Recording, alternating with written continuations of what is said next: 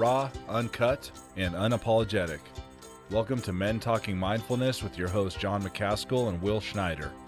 Here we focus on helping men and those with men in their lives solve some of life's complex challenges through understanding the practices of mindfulness and how they can help. Each episode is in an environment free of judgment and criticism, with a focus on authenticity and inner peace. Let's dig in.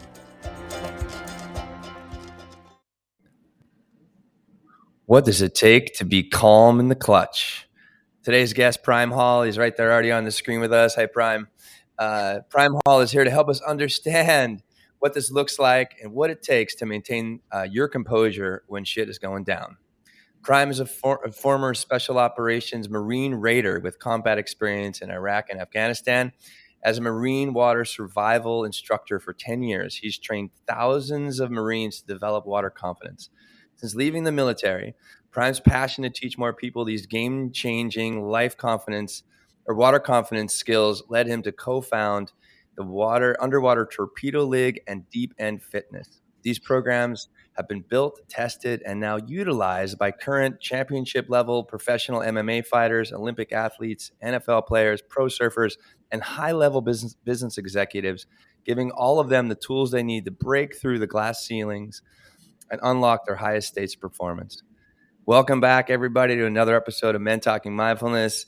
There's my boy over there in Colorado Springs, John, and I'm over here in New York City, and we are stoked for this conversation with Prime. We'll use our time today to help you understand how challenging your basic human need to breathe can help you develop lasting resilience wherever life takes you.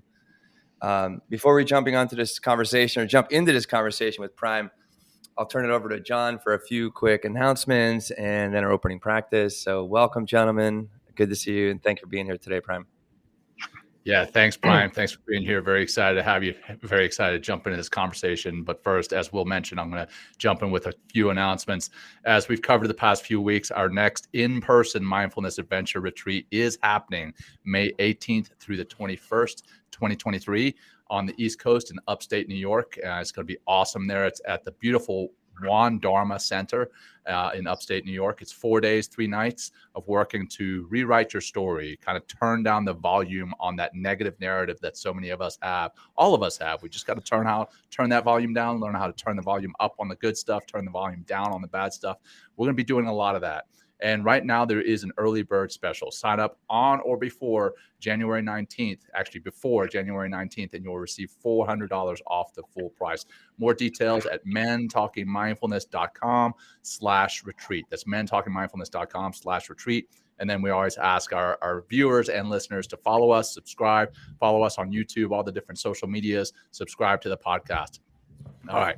That said, let's get into our opening practice. If you've never been on the show, if you've never listened to the show, never seen the show before, the way we do this is we bookend the episodes with practices. We start with an opening practice, just 5 simple breaths of getting grounded for the show. And that's just as much for you guys as it is for us. We calm ourselves down with the episode, before the episode, and then we'll wrap it up at the end with something similar. So that said, go ahead and get comfortable. And let's bring our attention to our breath. And if closing your eyes is comfortable, go ahead and do so. Otherwise, just soften your gaze. And let's breathe in through your nose. Hold at the top and release. Nice, nice, nice. Hold empty, empty, empty, and deep breath in. Hold at the top and relax. Empty, empty, empty all the way. Hold empty at the bottom, empty. Deep breath in for number 3. Fill those lungs up all the way. Another sip at the top. Hold and relax. Letting it go. Letting it go. Letting it go. Holding empty at the bottom. One more for number 4. Holding and release.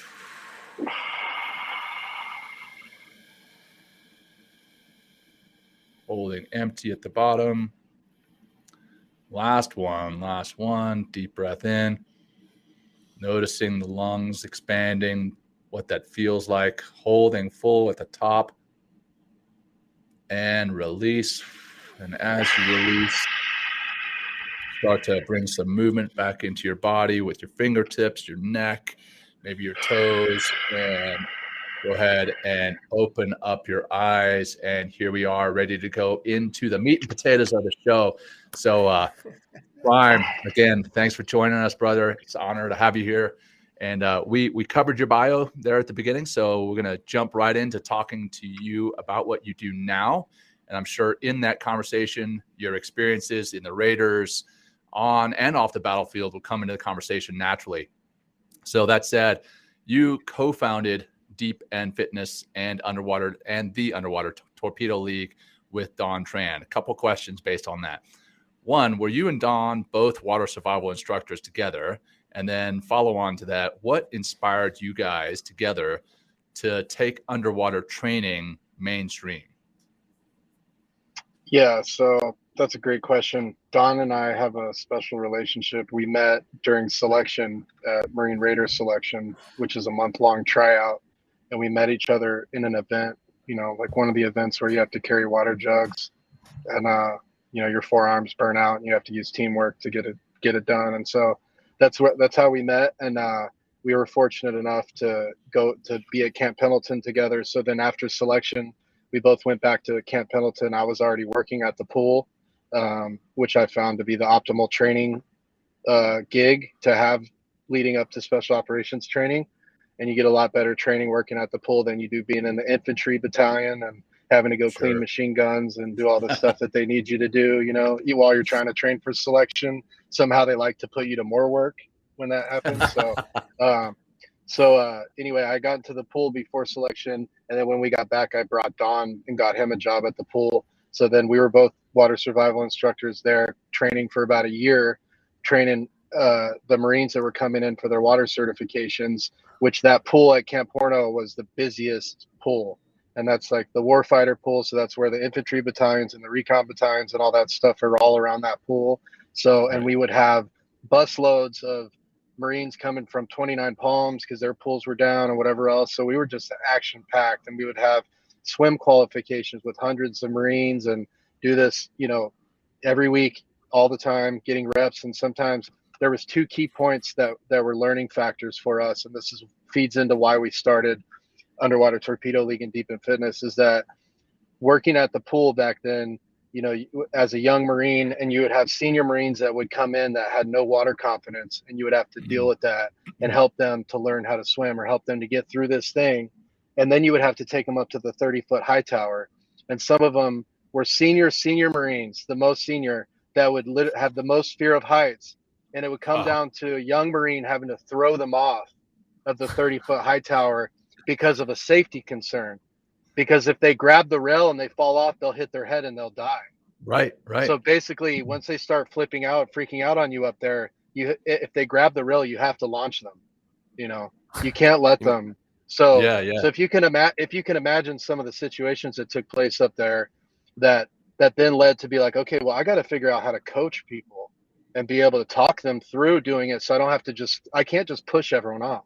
That's like, you can't just force everything. You got to be able to work through it. So there's a lot of aha moments that came from taking someone's fear and their anxiety and all of their things about themselves and shifting their focus externally, like up at the 30-foot thing, look at the horizon, relax, down underwater, look at the torpedo. I know you don't want to swim and you don't like the water, but just see this little shiny fish that I have.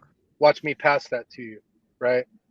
See me pass that, and then now can you trust me, right? Can you come off the wall for a sec? Can you pass this with me? Can you follow me? Can you follow me across? Now I'm just hijacking their focus, and now they just swam across the pool for the first time. I've done that. I don't know how many dozens of times I've done that with people that can't swim. You just get their focus and you get them across. I've had people that are training for special operations training. They've never been able to do a 25-meter underwater. They've never been able to do a 50. So you get them to do a 25, and then it's like, hey, all you need to do the 50 is turn around at the 25 and follow me back. and I'm going to be swimming all weird backwards. Try to catch me, you know? And all it is just focusing. So that was a big aha moment. We had a lot of things. And then whenever we went into our special operations training, we realized that the underwater training and the pool work that we had been doing was paying off all of the most stressful and challenging parts of the pipeline. Yeah, I mean, basically what you're doing there is mindfulness, right? Is you're bringing their attention to one thing, whether it's that torpedo, if it's you swimming funny, you're turning off the anxiety, the stress, and you're making them hyper-focused on one anchor, no pun intended, at one time. And that's what mindfulness is. Again, for those maybe who are listening and never listened to the show before and are curious about what mindfulness is, it is being present, focusing on one thing. And that's exactly what you're doing in the water. So I love that. And I love that you're taking people through something that is terrifying to them potentially, and bringing them to the end and then showing them, hey, guess what? You just did this. You just did it. And that's awesome. How does that shift? John kind of touched on it a little bit, but how does that shift? Like, what does that do to the mind? What does that do to the, because you talk about, or I mentioned earlier, being calm in the clutch, right? So this helps to create, at least shift the focus, and allows us the opportunity to be more calm in these like heightened circumstances. So can you just like take us into like, the mindset of like going from this heightened state of anxiety and I can't, and shifting focus and moving into like, oh my God, I just went the entire length of the pool, like on one breath. Could you just like walk us through the mind in that case, or what you're learning, or also what you're seeing out there, with the people that you've been working with for all these years? Yeah, 100%. So I think that the mind, we all have these glass ceilings that we put on ourselves, as far as what's possible or what we can do and what people told us we can do, and all the programming that we have from our whole life, and all the people that told us that we couldn't do shit and all this stuff. And so now we're there, and we're in this environment where, subconsciously all those feedback loops are starting to go off and tell us all the things that we can't do. And it's like, some of that shit was 10 years ago when someone told you that, like, right. You're a completely different person now, So this is the present moment. And if we're stuck in the past, then we can't unlock possibility in the present moment, holding on to things. So, but that's the learning that you go through. So you're exposing yourself to a new stimulus if you haven't been doing underwater training and whatever else. And so sometimes you could take the top athlete in the world that's never touched this stuff, and they're going to come in and have so crazy growth from it and learning from themselves, like a Johari window, where you're learning, you're getting feedback and download and information and perspective on yourself and how you show up and how you operate through stress in a highlighted way in a safe environment. And so what happens is, like a process when you go through that, is you're taking someone that, none of us, none of us are ever going to beat the water. The water's always going to win.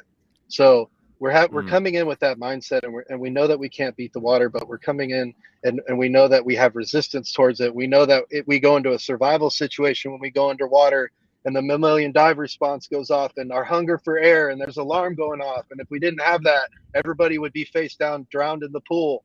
That's a good thing. We have a survival mechanism that tells us to come up for air. Good, but we got to understand what that's doing, because otherwise it's just going to feel like panic. It's like, oh, I can't be underwater. But it's like, but do you understand? But do you understand what's happening? But do you understand that that's actually a positive thing, that alarm's going off? And so now that you know that about yourself, let's start to focus beyond that, because that's a huge opportunity for mental focus and practicing mental focus, where sometimes it takes me hours in the gym or we're doing whatever workout to achieve that type of focus, where in the pool it literally takes minutes. It takes a couple minutes doing a couple breath holds and finding that focus, and closing out all these other mental tabs. It's a survival situation. So that's why we use the pool. That's why we started Deep in Fitness and Underwater Torpedo League, because we can have transformations and breakthroughs in the pool in 30 minutes with each person, even if they're returning or whatever. And if we go to the gym, I can do hocus pocus and I can have you do different stuff and I can whatever, but it might take me months to get a breakthrough like that. Whereas here, I'm parked outside of the pool in La Jolla in San Diego, and I'm coming out for training the Padres off-season training. And there's fighters there, there's MLB players, there's one of the staff members, there's all these different high-performing individuals, and they're all learning from each other, and they're all experiencing the same thing, and they're not in competition with each other. They just did max breath holds. One of them got a 4 minute and 30 second. Wow. Some of them got Nice. 3 minute. Some of them got a minute and a half. Some of them, I mean, and so, you know, one of the highest paid athletes, it's a minute and a half. The other athlete gets a 4.5 minute, not paid high, you know, but a world champion, not paid high though. So anyway, it's like it's a self-mastery thing. Imagine taking someone that doesn't want to be underwater, and now you're going to say, hey, we're going to be here for 6 weeks every Wednesday for an hour and a half. And we're going to find your baseline day one where you're at. And then we're going to build on that, you know, for 5 weeks. And I need do I have your permission to push you, you know? Right. And then, so part of it is building that trust relationship and that training relationship. But you're taking someone that goes underwater their first time, and we always start with 15 seconds, but they hold for 15 seconds. And right when I sound the alarm at 15, they bolt to the surface like, you know? And it's like, all right, slow it down. Now, when I beep it, I want you to wait a second or two before you come up. We don't rock it to the surface like that. Okay. Yeah. And then now we're going to start to condition our mind and train our mind and fortify our mind, almost like a prisoner that sits in a cell that has a whole array of things that they can access in their mind at a moment's notice to occupy their mind. That's kind of the tool set that we're building in self-mastery to be able to stay at the bottom of the pool for 4.5 minutes or whatever. And and so and I say that, like, you know, there's world-renowned free dive coaches like Kirk Crack that teach people to hold their breath for, you know, Kate Winslet, I think, actress held her breath for 8 minutes in Avatar. She just did that in Avatar, right? Yeah. Holy shit. Yeah. So I'm telling you that, like, there's people doing crazy breath holds and stuff in a controlled environment and all that stuff. This isn't really that. This isn't that. This is that, but it's not like that. There's people out there that are doing world record, you know, breaking breath holds and all that stuff.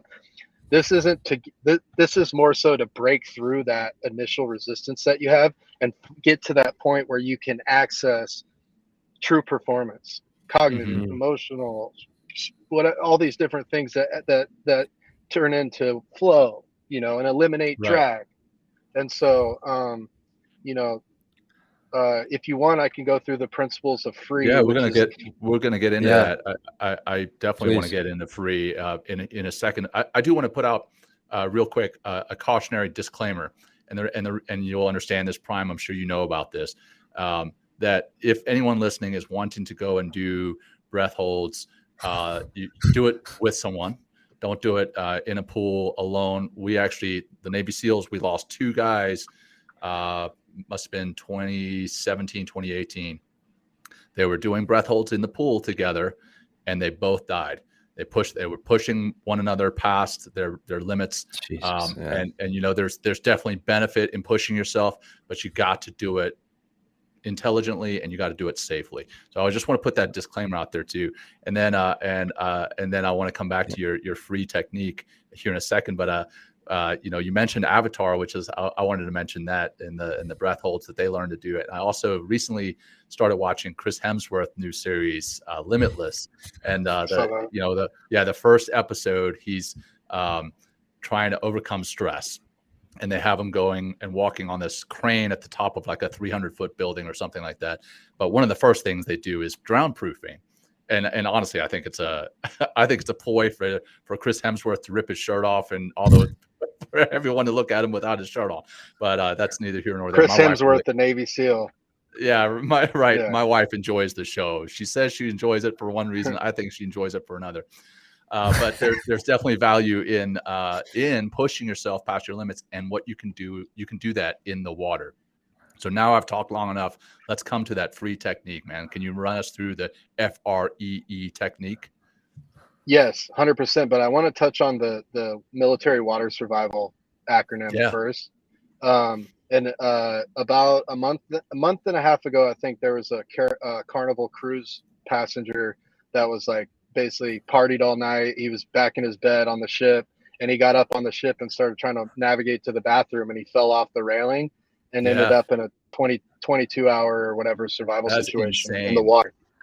So I bring that up because it directly goes into what you just said on the disclaimer and the safety. But military water survival training was created after World War II, when individuals had fallen off the ships, like randomly sweeping or this or that, and fallen off, and then ended up in survival situations for days in the ocean. And some of them were good swimmers, some of them were not good swimmers. So either way, all of the ones that survived, they debriefed them when they came back, and what they created out of it was the water survival program. So the military water survival program. So I'm going to give the acronym, and I just want you to imagine each one, like the Carnival cruise guy that fell off. He's in the middle of the ocean, and now he's in a survival situation. So once you're in a survival situation in the water, and just the safety and the grounding that we have of dealing with water, it's like weapon safety rules. This is water safety rules. Is what I really stress this from water survival. So it's safe. The acronym SAFE. We add B for us because we add buddy system always in effect. So you always want a buddy with you, and you always want an instructor with you. Ideally, when you're doing underwater training, you always want a buddy with you when you're doing surf training or ocean training. You know, you always want a buddy with you when you're in like extreme circumstances, or you're out backpacking in dangerous areas or anything.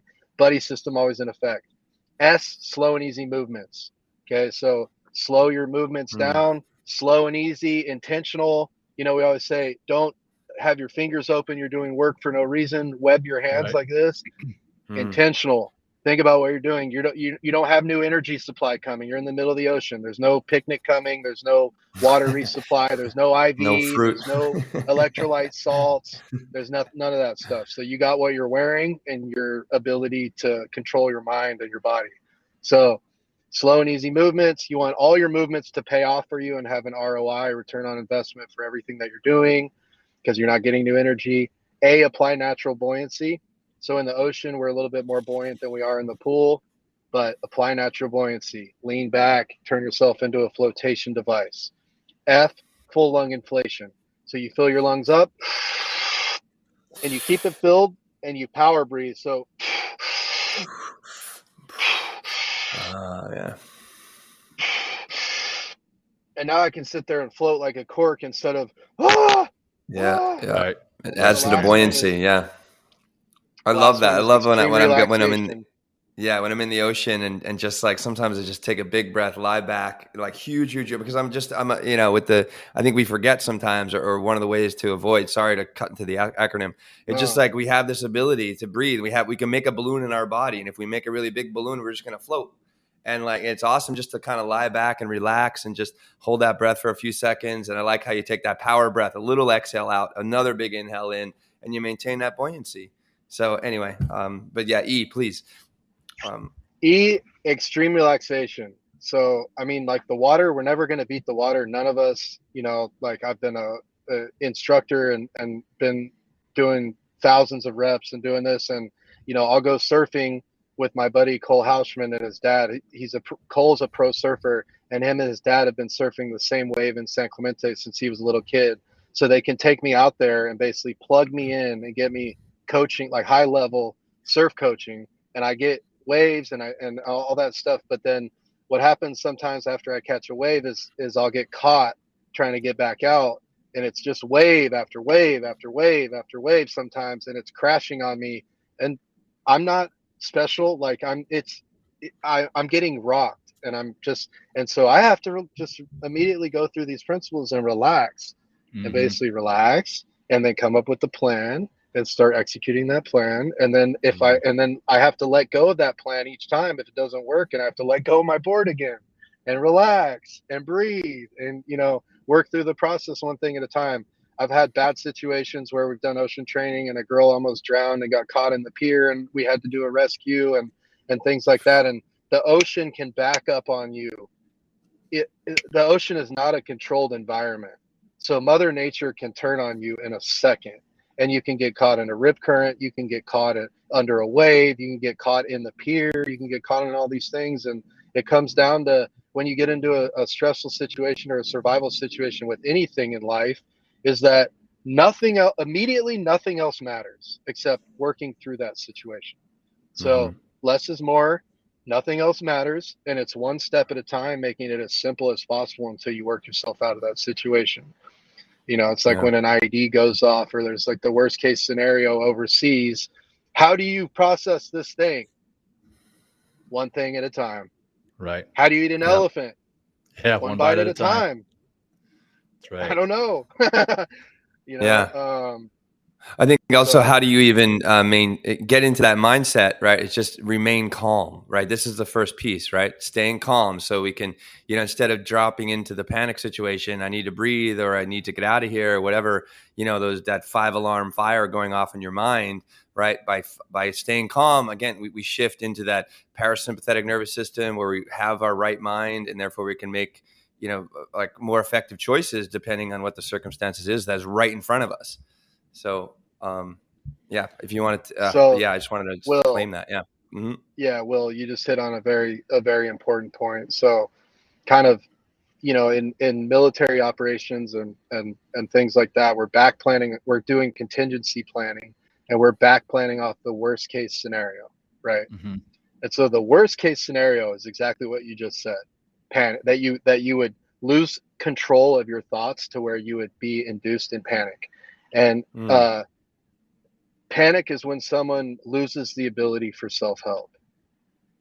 So, okay. I like that definition. So I've seen, like going back to that ocean rescue, you know, I was in a situation where the waves picked up, the current picked up, and it took swimmers into the pier. And all of a sudden I was trapped under 2 waves. I looked up and there was a guy there that his girlfriend was caught in the pier. And so he was just white as a ghost and he was pointing like this. And I was like, and when I saw it, she had just gotten smashed in the pier. So she already has red, like blood is starting to come out of her arm.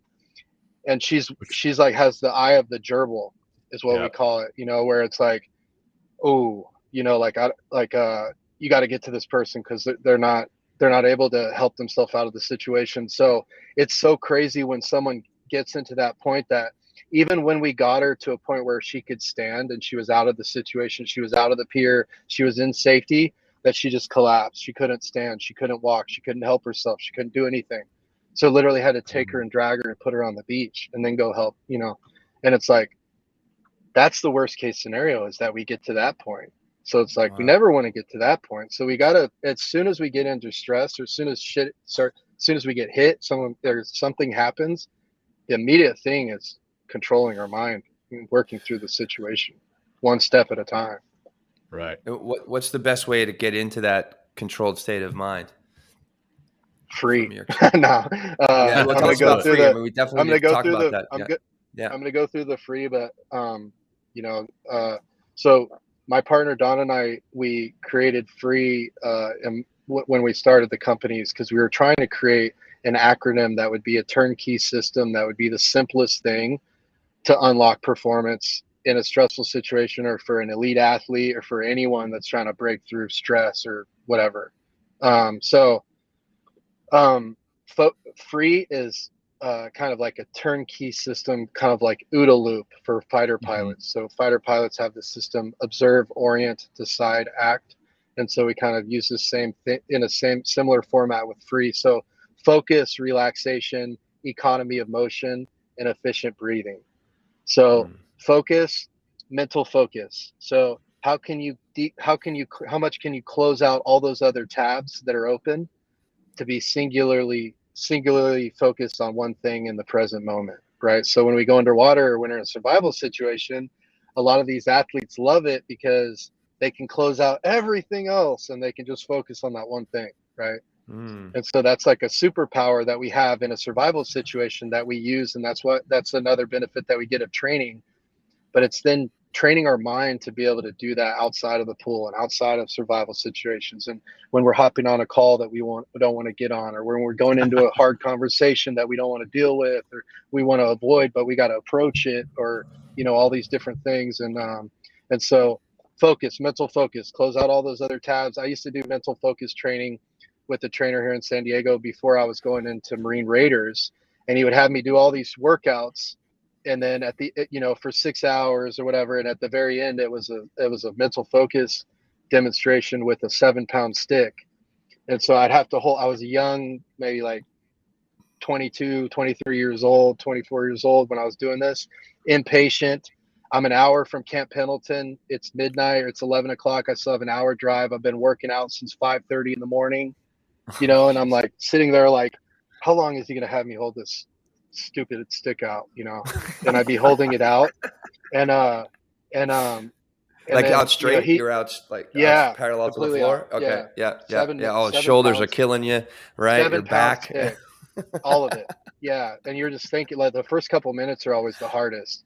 And all those other tabs open up, and it's like, well, I still got to get home, or I still got to get my shit ready for tomorrow, or I still got to, I didn't eat dinner yet, or I still got to figure out how I'm going to pack my stuff for the field tomorrow, or all these things. And it's like, none of that shit's going to help me hold this. It's making it harder holding this stick out, and so eventually what would happen, and I would get so frustrated. I'd like start, I'd want to hit my trainer. Sometimes I'd want to smash his house apart, because he was doing mind games the whole time with me, going, oh, watching TV or talking to a girl or whatever he was doing.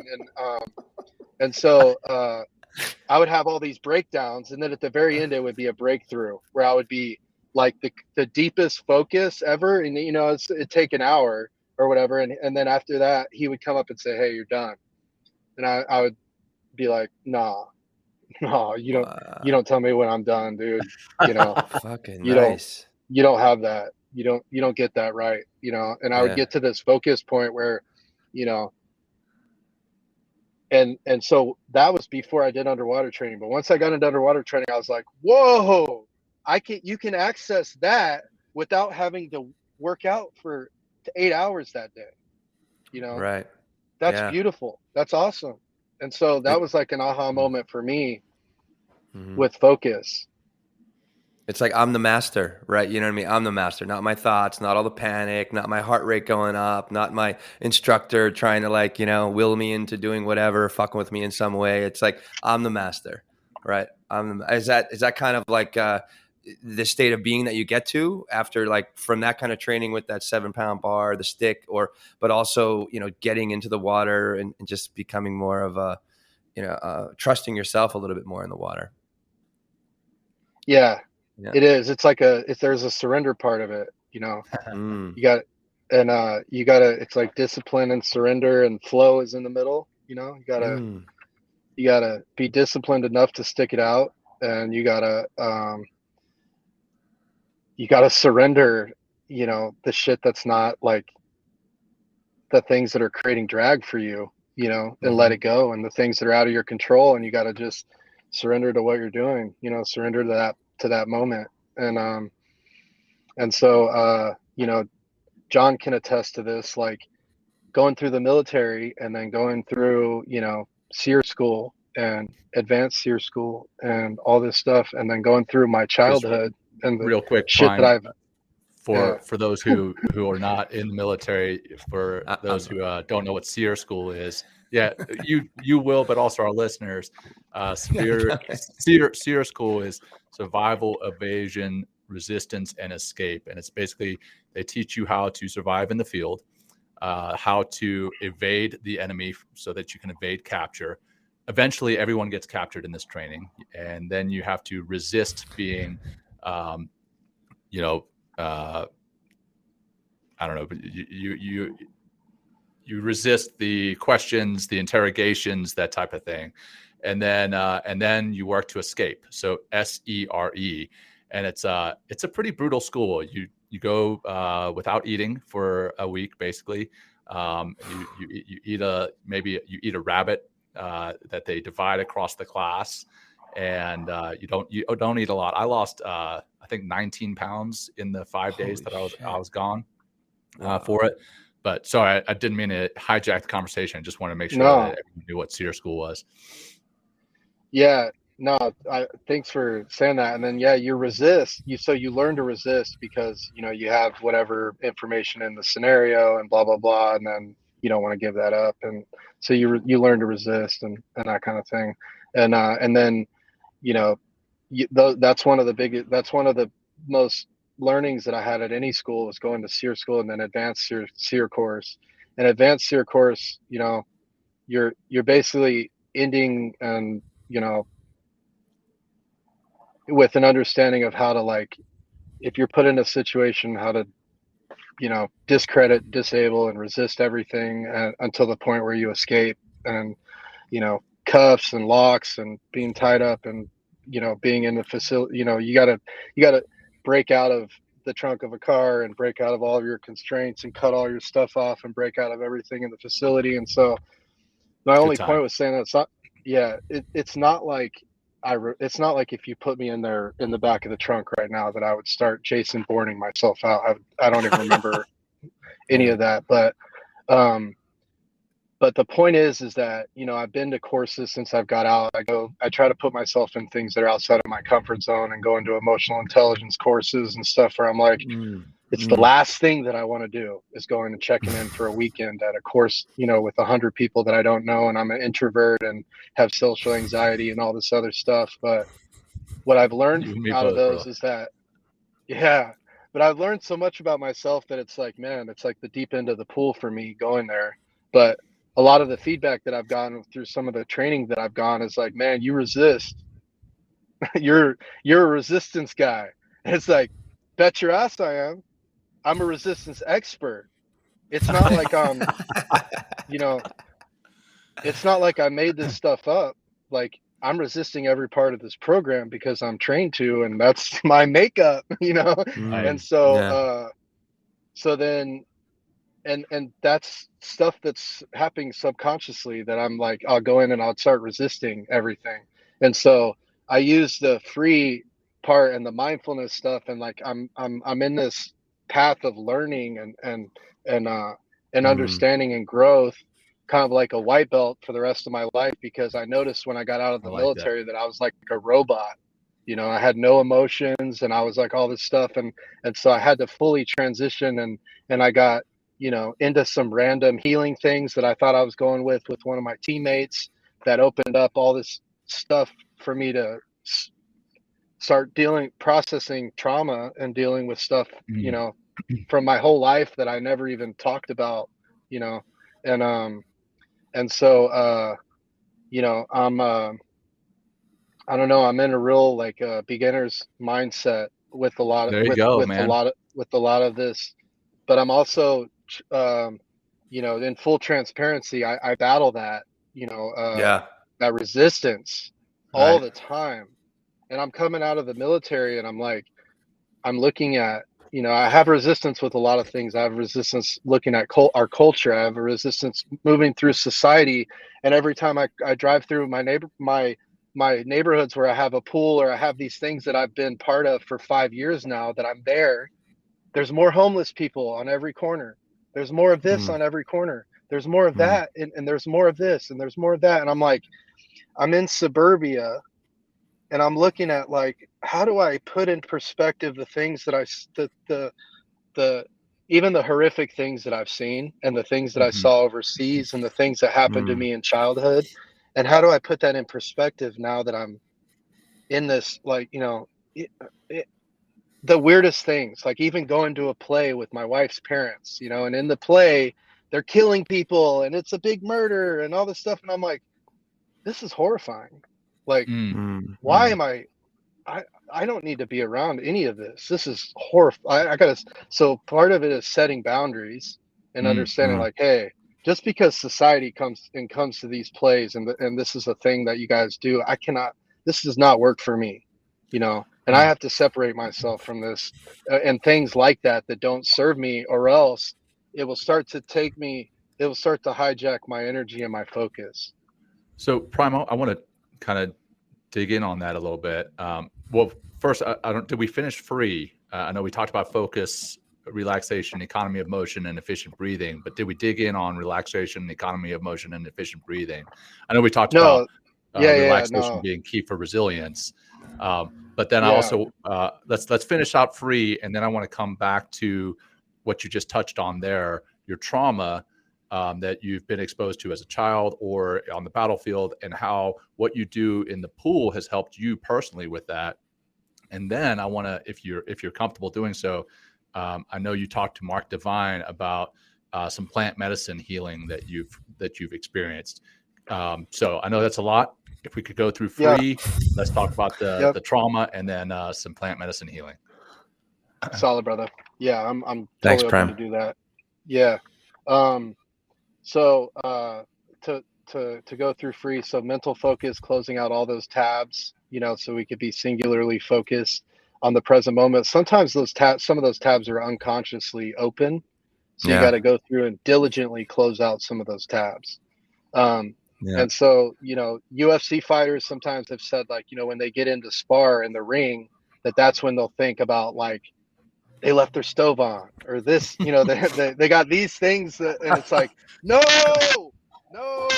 like, focus. So, so that's it. And then relaxation is, I'll talk each one quickly through the pool and then how it relates to life. But, as soon as like turning your phone on low power mode, when you're at a concert, you're at an event where you need your battery or whatever, you're essentially doing that with yourself when you're going underwater, because all this extra movement and anything like that is going to be completely gone when I go underwater, because the only movement and energy I'm going to expend is what's moving me towards my goal or whatever performance I'm trying to unlock. So, like, it's full relaxation, head to toe, relaxed, and just, it's a relaxed focus. And then again, when you're in a stressful situation in life, or mental health or emotional health or any of these things, it's a similar thing that I recommend, that you put yourself into low power mode. You stop signing up for all these extra things immediately. You close it down. You start to bring it in. You close out all these tabs, and you start to lean in and figure out what's the root of the problem. But relaxation in your life, are you an introvert like me, or are you an extrovert? Where do you get your energy? Where do you recharge? Is it by yourself? Is it with others? And then how can you use that information to scale your impact? So I feel like I'm on a mission. I've had a lot of near-death experiences where I've gotten, felt the grace of God, and felt like I'm a saved person, that I've been saved to continue living my life. So I have a very outward focused mission where I want to create impact, and I feel like I'm being like I've been in a position to be called to do that. But I have a very limitation with my introvertness, where it's only so many so many meetings, or so many calls, or so many group events, or so many trainings that I can do in a day before I'm wiped. And so I look for other ways like this that I could scale my impact and maybe hit a larger group, or try to do something with what I can. Economy of motion is flow versus drag. So in the pool, the two kind of principles of swimming is increasing propulsion and reducing friction. So we're increasing flow and we're reducing drag, and every time we come, swimming is self-correcting from my perspective. So even if you just came and you worked by yourself and you watch YouTube or whatever, and you just figured it out, you would get incrementally better. And the two principles each time would be reducing drag and increasing flow. So in your life, you can look at your pattern of life and all the movement that you have everywhere that you go. And you can look at, what's my strategic goals, and what's my strategic purpose, and what's my strategic relationships, and how does that align with all of this movement that I do? Where can I trim fat on my movement and make it more efficient, so that I have more time and energy to spend on my strategic goals, purpose, and relationships, and create more flow. Where does the drag in my life? Where's the physical drag in my life? Well, it's from all this extra movement, these tricks I've been doing that aren't paying off for me. Where's the mental drag in my life? The mental drag is coming from that resistance that I've been telling you about, where sometimes find myself in dilemma of, being in suburbia versus being overseas, versus putting everything in perspective, or whatever that is. These mental traps that come into my mind. One of the starting pitchers here for the Padres has has dealt with performance anxiety, from throwing a no-hitter. And so last off season, he went from breaking through that to holding his breath for 4.5 minutes. What he learned Wow. is figuring out how that performance anxiety, it holds him back, but also how he can partner with his mind instead of resisting it, to work with it, to unlock more results. So how can you create more flow and eliminate drag mentally? What's the mental traps that are coming into your mind? Where are the weeds that are coming in? Not the roses, but the weeds, and I like to think of my thoughts in my mind from like a 4 agreements perspective, like I'm Yeah, I always love the keeping my 4 word to agreements. myself. It's a grounding thing. It's just like a reset. But in my mind, I'm not saying, hey, I'm going to start drinking water this year way more than what I've always done, in my head. Today, I'm going to drink a gallon of water, and then I just make a false promise and never do it. Right, No, right. Be if I impeccable in say your it to word. myself, yeah, if I'm Mhm. saying it intentionally to myself, then I'm doing it, and it's like making that a practice. But clearing out your Yeah. thoughts and understanding what's coming into your mind, low information diet, whatever you need to do. And then the Yeah. last one is efficient breathing. So simply, my mind runs away from me. All of our minds run away from us, from my experience, in some way or another. So your mind's not you, though. Your mind's not you. You can observe your mind, but you're not your mind. So finding a way, and that's been a challenge to to sorry, I just lost track. No, it's probably because I sent a message to Will to Yeah, check his mic, and I got you distracted, man. Sorry about that. no, it's all good. But what was I was trying to So complete a so thought, we're going through the 4 agreements, how that ties into what it is with regards to economy of motion, being impeccable with your word, drinking water. If you say you're going to drink the water, you do it. That kind of thing. Right. yeah, yeah, and with no one else knowing, just yourself. Yeah. You know, it's like, hey, like I'm gonna go to the jujitsu class at 6:30 tomorrow morning. Before I go to the office, I'm gonna go get that done. And I know that it's no gi or it's gi or whatever the uniform is. I got that uniform ready by the door, so that all I need to do when I wake up at the time that my alarm goes off is I wake up, I brush my teeth, I go downstairs and I get my bag and I go to my car and I'm at the gym. And so part of it is setting up your process to where it's simple as possible and so dumbed down. Like if your goal is, if you're going to do a run, if you're going to start running and you're going to do a run tomorrow, put your shoes and socks right by the front door ready to roll, and you're Yeah. sleeping in your shorts. That's I sleep in my workout gear because of James Clear's book Atomic Habits. Okay, Mhm. getting dressed into your workout gear, that's like the hardest part of the thing. And once you're dressed, it's all easy from there. And So it's reducing that drag as well. And plus, like, yeah, and also what I love, like, cause I self-sabotage in the sense of like, I'm going to do this at 6:00 in the morning. And then I don't do that. And the rest of my day kind of turns like shitty. Right. But yeah, exactly. Right. When I say I'm going to do X and I show up and do X, the rest of my day, I'm like in this flow state of like, I just want to keep stacking up wins and keep going and feeling good about like the work that I'm doing. And it just makes such a big difference. But again, like you're talking about setting yourself up for success, sticking to a plan, actuating that plan and then showing up and fulfilling and stepping into the arena, whatever that might be. And it's like, and that what you said earlier too is so helpful. Challenge yourself, challenge a little bit more, add another minute, do a couple more reps, put yourself in uncomfortable situations. Cause that's going to also help develop more of that, that mental resilience, right? But also depending on what you're doing physically, it can help to access more of that physical resilience as well, which just adds to more EQ as well as more mental resilience as well. For sure. 100%. I love it. Mm-hmm. And with what you just said, I mean, it's for me, it's true, but for so many people that I know, it's that same thing. It's like if they do that workout first thing in the morning, or they do that thing first thing in the morning, then basically that checks the box, and then the rest of the day they're surrendered and they're actually present and in flow. Yep. Whereas it like if I don't get that workout in the morning, then it's even worse if I was supposed to and I don't. But if I don't get it in the morning, then as I'm in all my meetings, like right now, if I didn't work out early this morning, I'd be sitting here in my mind going, when's my workout time? Yeah, You know, I'm guilty and I of wouldn't that. be able to Yeah. be focused with you guys. But the other part of that, and this is like, I don't know if this is like an advanced part or if this is for people that have mental health challenges more, or stuff like that. But to give it like some context, you know, when I got out of the military, I got medically retired, and I had a bag of 15 prescriptions, and I was taking like Wow. 12 of them, you know.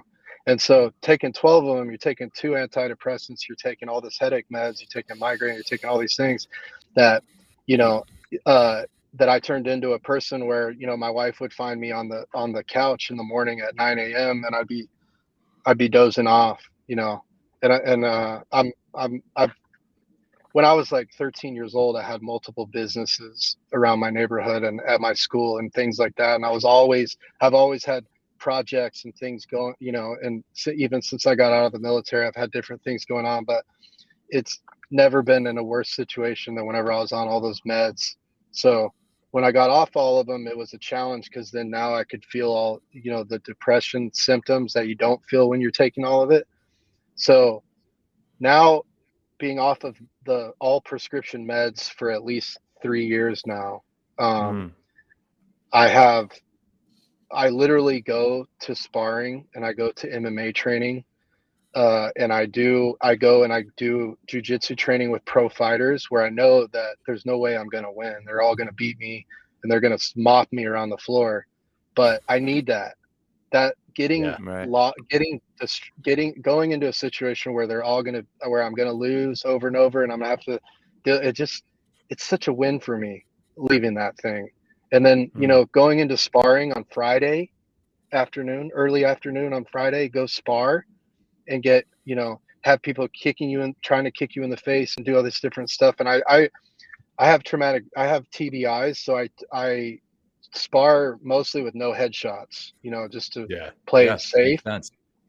But the feeling of sparring and having people coming after you like that doing that on a Friday afternoon, it sets me up for success for my whole weekend, you know. Yeah. And there then you go.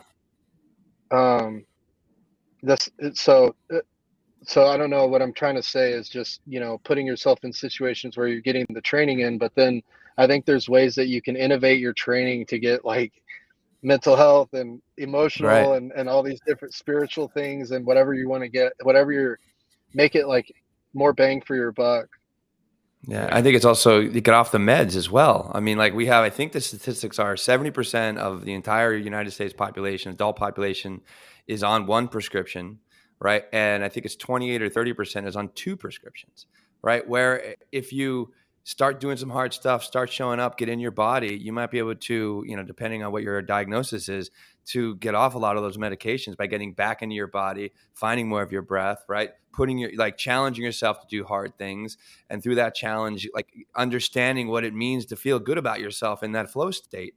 I don't know. It's just like, I feel it's awful how many of our citizens are on prescription drugs and they don't need to be if they would just go out for a walk, go out for a run, get on the treadmill, like, you know, go for a swim, do some cold plunging, understand your breath, do some meditation. Like all those things I just mentioned can help to change over time and maybe get you off prescription drugs completely. I mean, it's just, I don't know. It's just very disheartening for me which ties, when we have the ability to do it.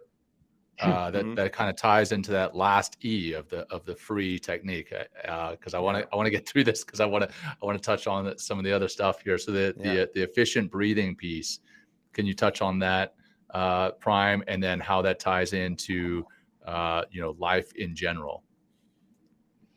Yeah, so efficient breathing with our, you know, we talked about our minds getting away from us, and then, you know, the way that we can control our minds and kind of assume cognitive control or like get back in the driver's seat is through breath. So it's like, you know, I'm like, oh, I don't know what's happening. I'm resistant. I don't, you know, I'm like, I don't like this and and my your mind is going to frame things as good or bad, but that's not life, you know, and it's going to try to it's going to try to survive. Your mind is going to try to assign meaning. It's going to try to survive. It's going to try to predict things that are going to be dangerous for you and all these things.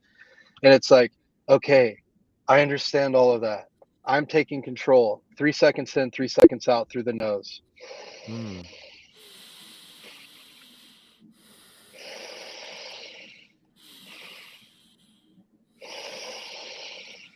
And now I notice that I'm in control, that I'm controlling it. And now I've assumed top-down control. And then now I'm in control. What's next? You know? Right. And it's even like, hey, I'm going into a meeting. I feel like stress, yeah, because I'm looking on here and there's 150 medical professionals that I'm presenting to on the Zoom. I'm like, what? And whatever it is, and I'm like, and I get anxiety, and my mind starts to run away from me. I'm like, I haven't been nervous. It's like, what's it?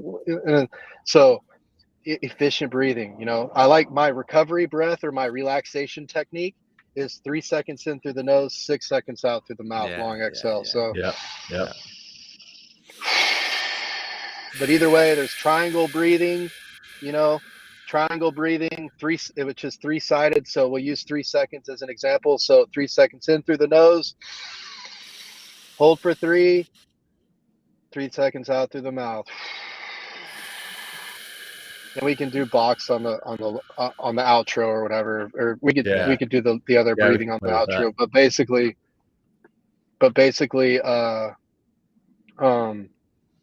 you know, assuming cognitive control and taking your mind control back. Right. You know, sometimes your mind runs away from us. So that F.R.E.E technique, that's what you're teaching. Obviously, you have used that to come off the meds, like Will was talking about. Hey, we can do some efficient breathing. We can do some of this other focus, the relaxation, to kind of come into the present moment, and which might help us to come off the meds, but it can also help us to heal from trauma in the past. How have you healed from your trauma, your TBIs, both from the work you're doing right now with the underwater work and with the plant medicine that you may have worked with, that you have worked with? Yeah. So the underwater work, I think it really took me to a point where I wasn't able to avoid any of the things that were bothering me. So it's like approach versus avoid, and sometimes you get into habits where you avoid things, and it's like, I had a stressful day at work, I'm just going to hit the bar. And it's like, well, but what was the root of what's stressing you out is nothing's getting resolved with that. You're just hitting the bar, and then you're escaping now. Yeah. So I kind of got to a point where I was like, I was unable to avoid the things that were bothering me. And, you know, getting out, I got out and I didn't really know what the roller coaster, the transition was going to be for me, but I got out, you know, got it right into business school at USC, started the companies, was in San Diego Sports Innovators Incubator Program, my second year of MBA. And the first year that we started the program, like at the end of the year, we did our first elite training. So we did a 6-week NFL off-season program. And then from that was right here at this pool that I'm at the La Jolla Pool in San Diego. From that 6-week off-season program, David Marsh, the Olympic swim coach, came and offered for me to start working with him training the Olympic swimmers. And then from some of the NFL, one of the NFL players was Manti Te'o, and he had Alimale McFarland that he went to high school with, that was the championship Bellator fighter at the time, that wanted to train with us for fights.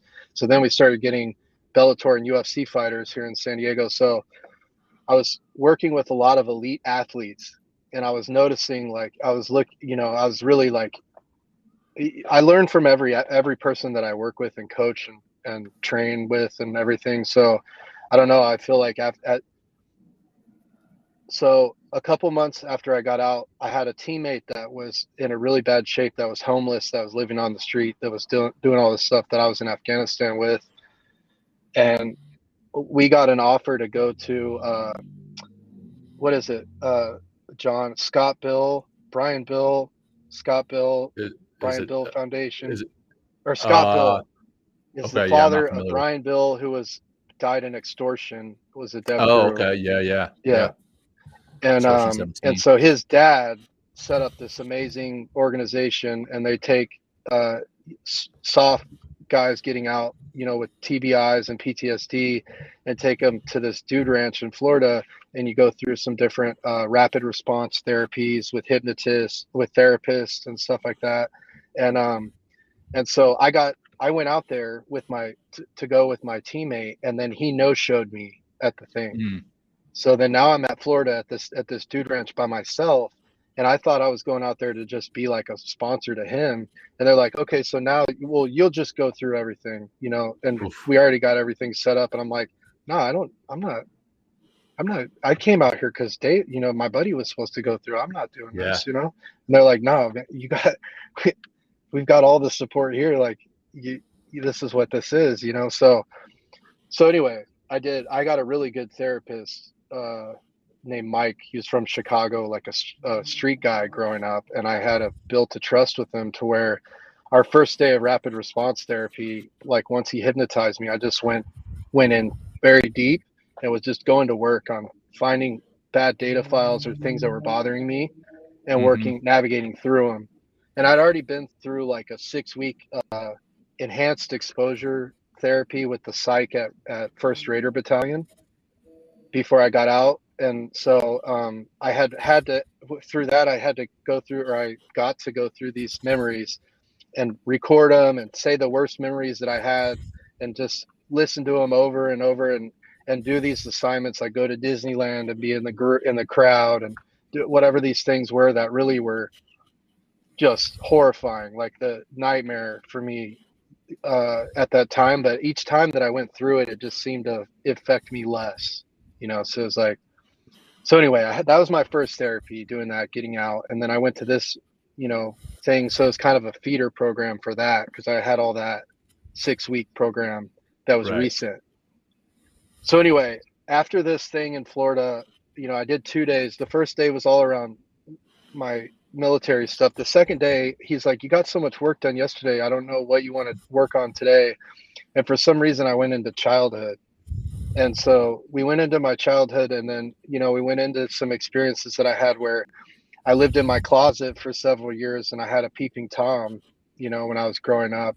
And then I had a different abuse and shit like that, and lived on my own at a young age, and these different things that happened before I went to military school, because I went to military boarding school, and that's how I got into the military life. But, all of those things came out in that healing that I had never talked, I never dealt with any of that. I never talked to anybody about that. I never, so when I came out of that, I remember going through the airport, and I was like, man, I could feel people's energy. I could see in color. Like I could see colors of green and these other things. And I was like, holy shit, I've been like a robot, like I got everything turned off, and so I started to feel some different emotions. And then I came back, and then from there, that kind of opened up Pandora's box. So when I got back from that, my son was, I think, 6. So when I was 7 and 7 and 8 is whenever I started having these issues in my childhood. Right. So I started to have these thoughts about like, hey, if there was someone outside of my son or my daughter's window, right, for one night, and that they picked up on it, that second time that would happen, like that whoever was doing that they would have a change of there would be something there would be a change in their life. There would be a God changing moment for them if I found out that somebody was in my kid's window. Oh yeah. For one night. For one night. Yep. And so then I start to think, well, how did this happen to me for years? Yeah. How did I live in a closet for years? And I reported it to my whole family, but they didn't catch him until years later. And then they then they cut all the plants down around my window and put on a surveillance light and all that stuff. But anyway, so I started to get in this trap of, well, why did this happen to me? Well, why me? And it's like, well, why did I survive? Why did I survive this other thing though? Why did I how did I survive when the RPG hit at my feet? You know, how did I survive getting attacked like that?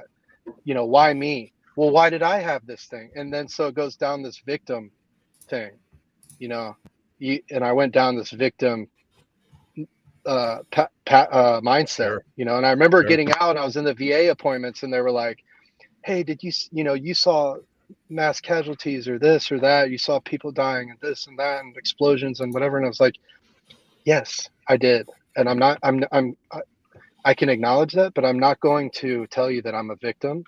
And I don't care about whatever you're saying with PTSD or anything else, because like, you know, I didn't want to look at myself like that. But then it came. So It always does. yeah. And so it's part of the healing process in some weird way, but it just like, it hit me. And so I had that going on both sides. And then, you know, at that time I was really loud noises, bright lights, you know, and all these things. And anything could throw me off to where I'd have a horrible day, you know. It's like, and so what I noticed is after I got off the meds, when I was driving around, I would just be crying all the time. And I would just have tears coming down anytime I wasn't with another person. And sometimes when I was, even when I was training or when I was saying, sometimes it would just happen, you know. And it was like, there's something not right with me, you know. Something is not right, because I literally just cry anytime that I'm not with someone. And so I think my depression hit so hard that year that I got to a point where I started to feel I got rid of my guns at my house. I started to feel like I was in the passenger seat in my life. And it started to get really scary, to where I felt like, you know, I had to set some anchors in my daily life to where, you know, I didn't do something that was gonna that I would regret. And you know, so I had like my daughter's bear that was here in my car with me, that I had, you know, that I made sure I didn't, you know, that helped keep me grounded and things like that. But so I was finishing up my MBA program. One of my MBA teammates was DevGru teammate with Marcus Capone. Yep. And he was like, hey, you know, something's going on with you, man. And you know, you got to talk to someone, dude. So I'm going to connect. He connected me with Marcus. Marcus connected me with, you know, the healing group that they had going at that time that was in Mexico. And they started contacting me for healing journeys, you know. And so at that time they were offering me journeys, and they were like, hey, you know, there's going to be all these Navy SEALs there. There's going to be this actor there. There's going to be this, and this. And I'm like, no, I don't want to go to another networking event for the rest of my life. I don't want to meet another, like, I want to, if I need to go do this in a cave, you know, I got serious problems. I'm not going to socialize and network and meet a single fucking person, you know? And so I got offered these things, and I was hearing, you know, people send me, or somehow I heard Mike Tyson talking about podcasts about DMT and 5-MeO DMT. And so these are the things that are happening, and I'm getting invited to all these ceremonies that I'm not wanting to go to. And so finally my buddy Miles, that's a former Ranger that was sending me all the ceremonies, he said, dude, you're not going to anything, you know? And it's like, yeah, I'm not going to anything because I don't want to go to a networking event. I don't want to be in a group. I don't want to do any of that. And he's like, okay, so what about a private one, like with a civilian in LA? Yes. That's the, like, private is the key word. So then he's like, okay, so I got set up, you know. At that point I was at rock bottom. I've been doing a bunch of dangerous shit. My wife had been worried about me for months. Everybody was, you know, so one day I was up in my room and my wife came home, and I said, hey, you know, I got a ceremony for next weekend, and which would be like a week from now. And she was like, no, like, we can't do another weekend, you know, this. Cause it was just like, Yeah, because I was drinking, I was driving, I was reckless, I was going in the worst neighborhoods. I was up at UCLA Medical getting appointments for all my TBI and mental health stuff, and while I was staying up there, I would go to the worst neighborhoods and just walk around all night, Wow. and Wow. and just do shit that was just like, it just doesn't make any sense. But in my mind, it made sense because it's like, oh, well, guess what? When I'm in this worst neighborhood, it's real, that's real life. Mhm. But now I Right. have to go back into suburbia with the bright lights and the noises and all the bullshit, and every day is a production and a theater arts show. And it's Yeah. like, no, I just want to be in the hood where it's real life. Like, you can't pretend to be shit out there. You are who you are, you know?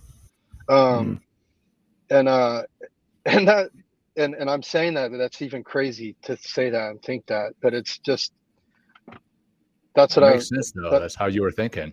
Yeah.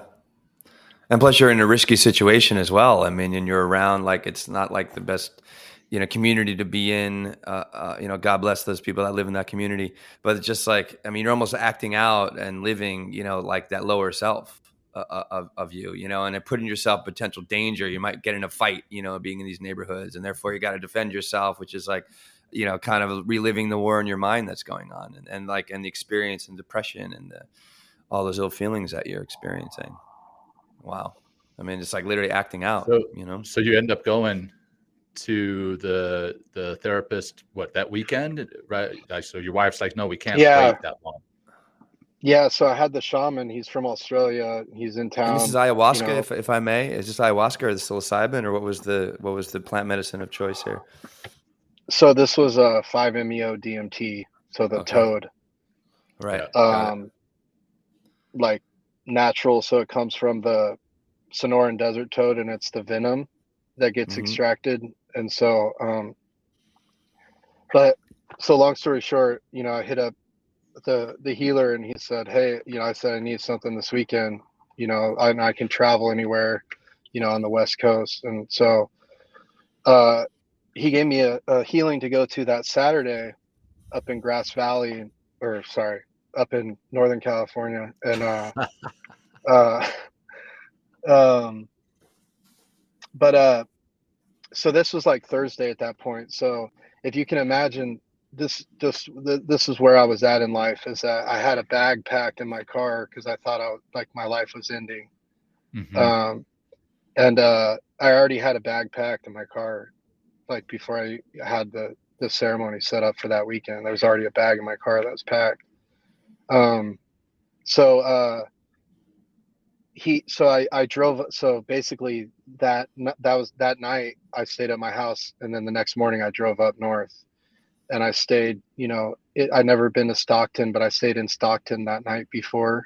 And like at a Marriott residence, like you stay when you're in the military and you're on travel, Yeah. So I stayed in that. It felt familiar, but I felt like my life was ending. I was so scared. I didn't even want to close my eyes for like 5 seconds. I couldn't meditate. I was a basket case. And as I was driving up there, like I had my shirt off, I was screaming, I was getting out of my car, and I was saying, I can't do this anymore. I can't do it anymore. I can't do this. Can't do it. I can't do this anymore. And it's like, I hadn't ran, in a long time because broke my foot. And so I got out and I just ran, I just doing crazy shit. It's like, and I didn't understand how to set an intention and do that, like going into a healing journey. But I had set an intention without knowing it, in that, like, I was just at the end of my rope and I wanted to find some type of way to be able to navigate life, and so I went up there, and I was so scared driving up to that place. But, one thing at a time, and just followed the signs and got there. I remember there was even a little girl that was with her parents at the turnoff before the last turnoff. And I was like, oh, I could just turn around, or I can go right, or I can do anything. And there was a little girl in the back seat that was like, gave me some type of a signal that was like, Wow. that it was like, oh, and I have a little daughter. So it's like, just this is where life has led me, you know. So I got there and I got to the residence, and you know, the shaman came out and was like, hey brother, you know, you gave me a hug, like, you're here, you know, are you gonna stay here tonight? What's your plan? And I was like, I don't have any plan, dude. I don't know what I'm doing tonight. I'm just here for I'm here one thing at a time, man. Yeah. And so he took me back, you know, we went back and we got set up, and I didn't even understand who was a healer, and like at that point, who was facilitating it, and there was one other girl that was getting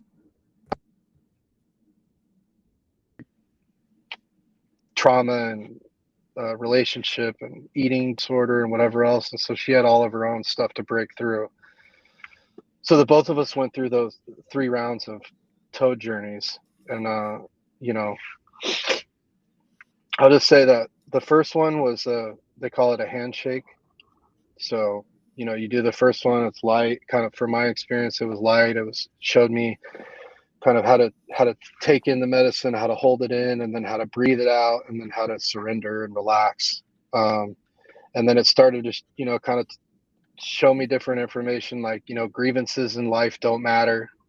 And things that, you know, things like heaven and hell are in your mind, and all these different things that kind of like, whoa, this is like, this is, you know, things I've been looking for my whole life, you know, and it's like, oh my gosh. And it's like all these flooded with love and answers.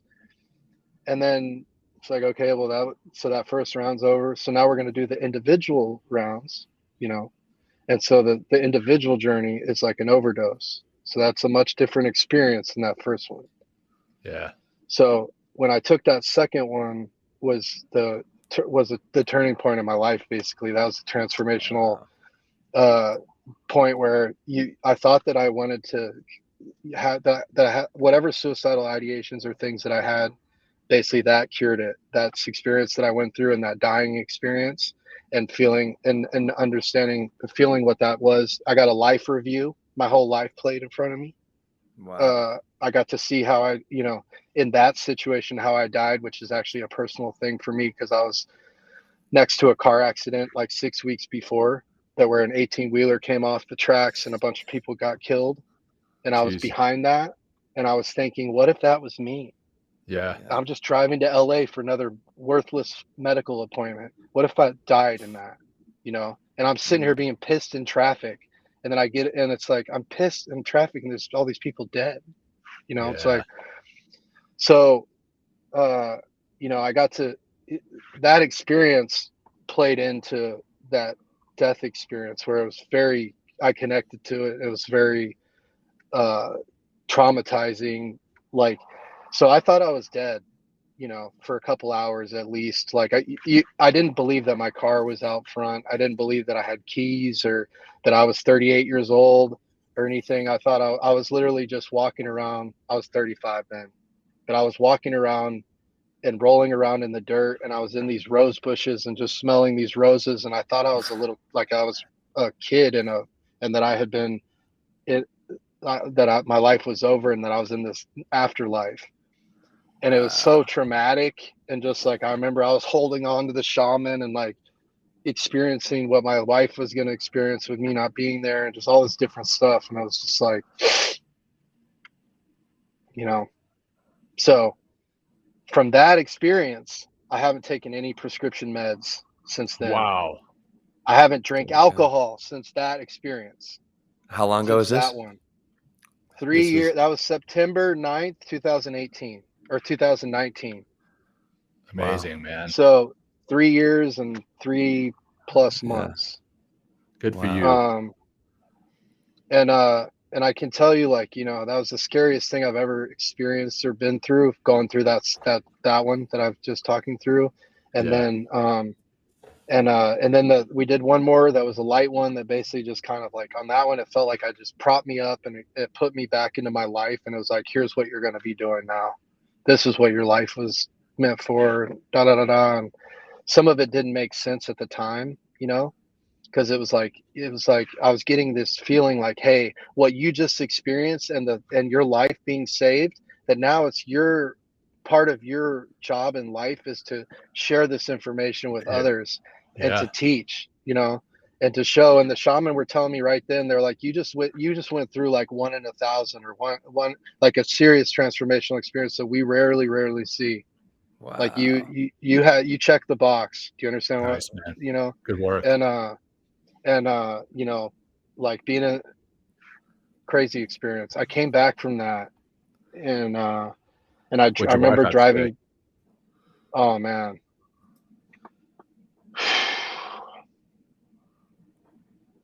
It was just a miracle. Yeah. It was a miracle awesome, for all of us. It was a miracle for everybody. What a blessing. Yeah. So then all those tears and all that stuff that I was saying, like, it's not that it's gone, but it shifted it. It like I leaned all the way through all of my pain and went straight through it and got to the other side of it. And that's what it felt like, and it's like the only way to the other side is through, homie. You can't avoid this anymore. You got to go. You got to jump in, Yeah, exactly. As much as it sucks and all this stuff. And it's like, but one of the interesting learnings that I found with that is that we make up these boogeymen in our head, right? No shit. And it's like even the peeping Tom, even any of these things. And it's like, I guarantee you, if I focus on you, Mr. Boogeyman, for long enough, and I approach you, that you're going to run and you're going to disappear and you're not real. You're not real, And so, but when you avoid it, then it gives it more power and it makes it real, Yeah. And it's like, but I've gotten to a point, like even with the peeping Tom is kind of a good example. Cause it's like for my whole life, if I would have seen that guy once I became a man and I was in a position to like do something negative to that person, it's like, I probably would have, but I've had a point now in my life where I'm grateful for that guy, and I'm sorry for whatever it is that he went through or that made him into that. Whoa.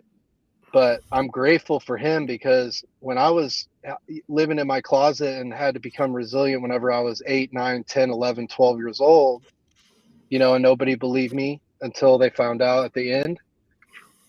Like that was my training. That training right there is what got me where I am here and got me into Raiders, got me into anything. Was that guy was my coach. Powerful reframe there, man. Wow. Yeah, for real. Wow. Yeah. Hey, maybe just, I know we have a lot, running a little bit on time here, but I just want 2 things I'd like to talk about before we close. And first, please talk about the Underwater Torpedo League. And I know it's maybe by Olympic 2028, possibly a sport in the Olympics. And then also, or maybe first start with, all these training, all these different athletes, all these, executives that be working with, what is life like for them and what's their performance like punching through that glass ceiling that you talked about in the beginning that I mentioned, like, by doing this work, facing your fears, getting on the other side, like how is that translating on the field of competition and in the boardroom? That's awesome. All right. So one question at a time. What was the first one? Oh, no, sorry. Yeah. So the first one is like, so talk about, punching through that glass ceiling, that we put on ourselves by going through, working with F.R.E.E, doing the underwater diving training and all the things that you've been working with these different athletes and corporate executives. So what are the results that they're telling you, by moving through this training and how is it translating in their lives? So biggest takeaways is anxiety, accountability, and community. And so people are learning how to, we had a research study that we did with 100 athletes. The biggest takeaway was reduction in anxiety by 28% on average. But anxiety in general. And then the way that we run the program is it's like a tribal experience to where we get in, we have a circle of trust, where we all give out who we are, what our goals are, what our intention is for the day of what we're trying to accomplish. That way we can then hold each other accountable in meeting those goals. And then we train, and you can't fake who you are when you're underwater and you're training. You're in your underwear, basically, It's true. You're not in a comfort zone, so you can't pretend to be whoever you want. That's who you are, And so Mhm. then at the end, we have another circle of trust at the end to say, like, how we can have, what was the learning? And then we all have accountability in that too. So, so that's the biggest thing. And then seeing, like, and then in those sessions, we have a lot of breakthroughs. So someone that has a breakthrough, and like, people that, like, I had a girl that was an ER nurse. She had a 4-minute breath hold, from doing a minute breath hold, a minute, and then all of a sudden 4 minutes, and then 5 Wow. minutes, and then whatever. And so when she came up for the 4 minute the first time, she started crying, and we just let her be in her experience. And then when ready, it's like, what did you experience? What's your takeaway from that? What are you learning about yourself? And she's crying because she said that she's been holding back her whole life, and it's like, and then there's people that they've been trying to hit a 50-meter underwater for a year, and then they hit it, and it's like, anytime that someone hits something that breaks through the glass ceiling, it's always like, okay, what else is possible for you? Oh yeah. What else Wow. did you think that you couldn't do in life? Right? Mm. So when you leave here, I want you to turn your radio off, and I want you to integrate on what you just accomplished and what else is possible for you. That's There you go. incredible. Yeah, because our minds often hit those limits, and we believe those limits, but we are actually capable of much more. Yeah, it's amazing to see people break through those. I mean, we've seen that in training, right? Side by side with people going through tough things, and they break past those limits. But it's awesome, I'm sure, to put people up against those limits and see them break through. So good for you, Prime. And I know you're doing the work yourself too. The other question that Will had asked was about the underwater torpedo league coming to the Olympics potentially. Is that something? Yeah. So the UTL has been, I mean, that's been, since we started, we did the research of underwater sports and sports in general, and looking at underwater sports. Underwater hockey and underwater rugby was started in the 1940s and 1950s by water enthusiasts, So it's not, we started UTL at the end of 2017, and within like a year, we started getting like viral media attention and Very PR cool. and this and that. Yeah. And so we were training Olympic swimmers and Olympians, Olympic rugby and all this stuff leading up to this past Olympics. So basically some of the Olympic, and then whenever I graduated from USC, I got the dean set me up with a meeting with two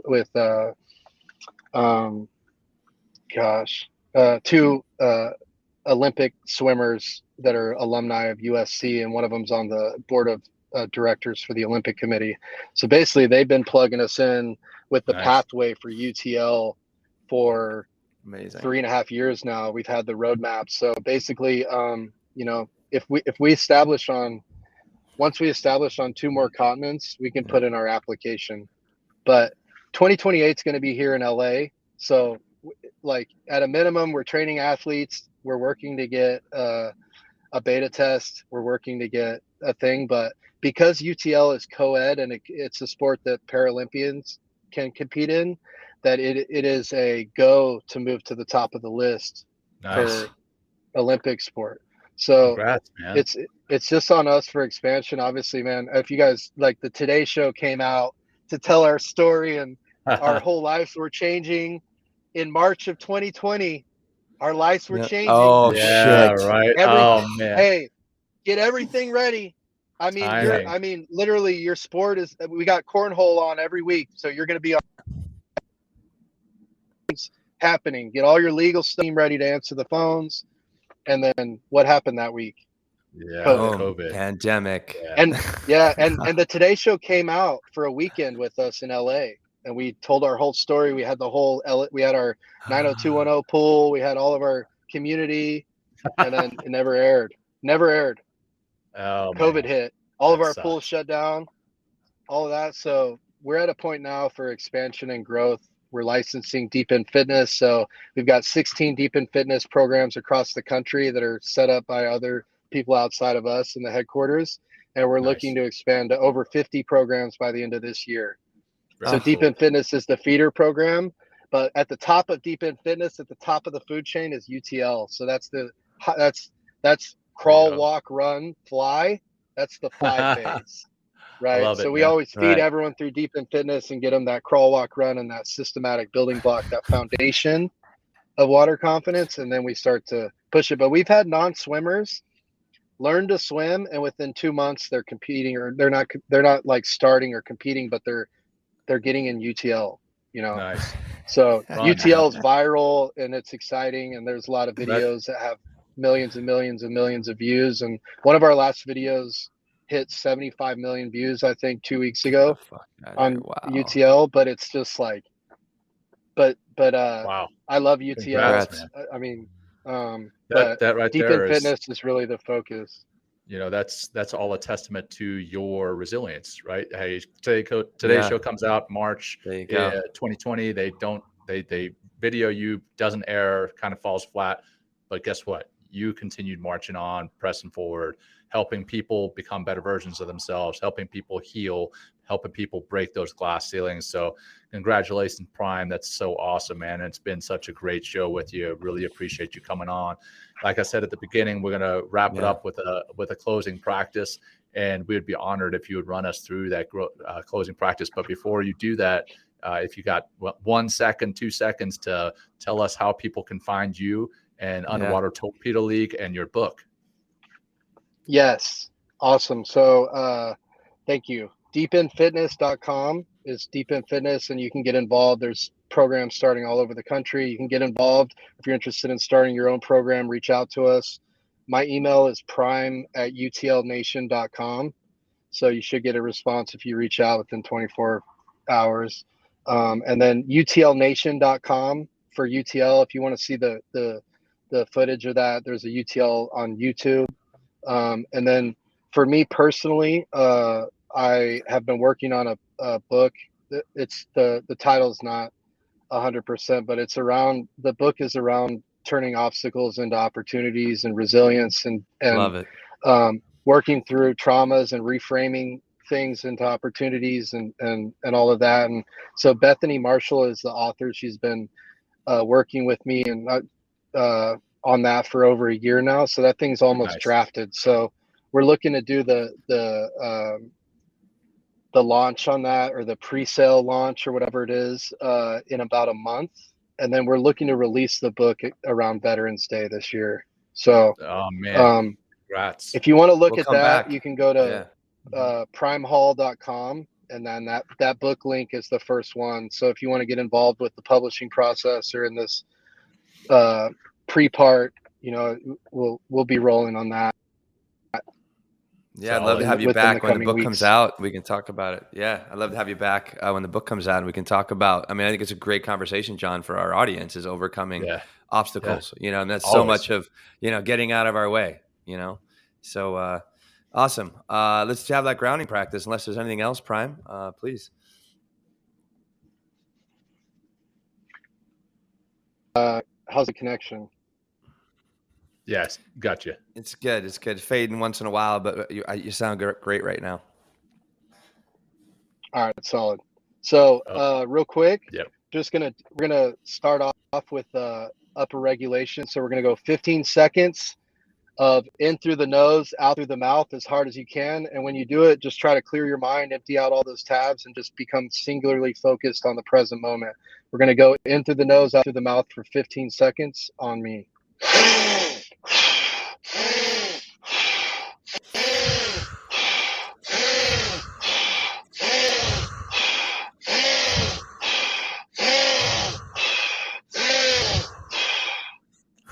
Right into a relaxing, calming breathing.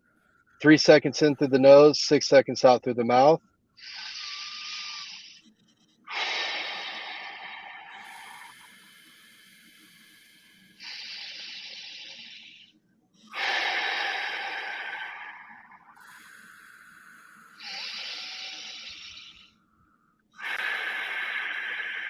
So with that, like that empty mind, in the beginner's mind and the empty mind, there's endless possibilities. In the expert mind and the cluttered mind, there's limited possibilities.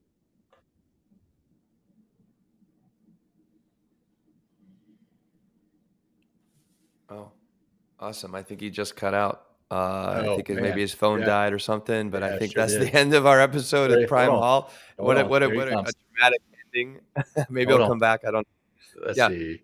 Well, it looked like he may rejoin us there, but it looks like he may have dropped off. But yeah, great ending. Great stories there, dealing with a lot of stuff and how to overcome those in different modalities. But yeah, try that out. Let's see. There he comes on his phone. All right. Hey, brother, can you still hear us? Hey. Yes, I had to switch to the alternate. All good, man. Hey, you've got your primary, your alternate, you got your pace plan. So good to see you. We'll wrap it up here, man. It's been so great having you. Thanks for leading us through that practice, Prime. And we really appreciate your time. We appreciate what you shared with us, personally, professionally, and everything in between. So you've been a great guest, and we really appreciate you. I'd love to have you back after your book comes out. And then, man, for our audience, thanks for joining us here today. We obviously appreciate you. We love that you tuned in live or that you're tuning in later in the video format or the podcast format. And please share this episode and everything that Prime shared with us with whoever needs to hear it. Whoever, this story may change a life or save a life. So please share it and share it far and wide. And I'll turn it over to Will for any last comments. Yeah, just a big thank you, Prime. And I really enjoyed. I thought it was just a great way that you explained the work, putting it into kind of digital references, like closing all the tabs, like disconnecting. You know what I mean? I think it's very applicable for a great way to teach. So I really appreciated hearing that today. And I just love what you put in the world, Prime. And if anybody out there listening could just get involved into the deep end fitness or just challenge yourself in some ways, step in the arena of your life, because that's where the possibilities are. And also really enjoyed that beginner's mindset. You're surrendering, not being a know-it-all, but being what do we say in that episode, John? Being learn it all. Exactly. And that's where the possibilities really begin to open up. And thank everybody for listening. Again, we have a retreat May 18th to the 21st here on the East Coast in New York State. So sign up for that. We have an early bird special going on until end of day, January 18th. Yeah, that's right. So thank you, John. Thank you, Prime. It's awesome to always connect with our veterans, because the guys are just doing such great things in the world. And I love it. I love it. And I thank you both very much and our audience as well. So thanks, guys. Thanks, Prime. Thanks, Will. Until next time. Yeah. Peace, everyone. Yeah, thanks much. Appreciate it. Thank you, Prime. Peace, cheers. Brother. Thank you. Peace. Yeah, cheers. For joining us today. We hope you walk away with some new tools and insights to guide you on your life journey. New episodes are being published every week, so please join us again for some meaningful discussion. For more information, please check out mentalkingmindfulness.com.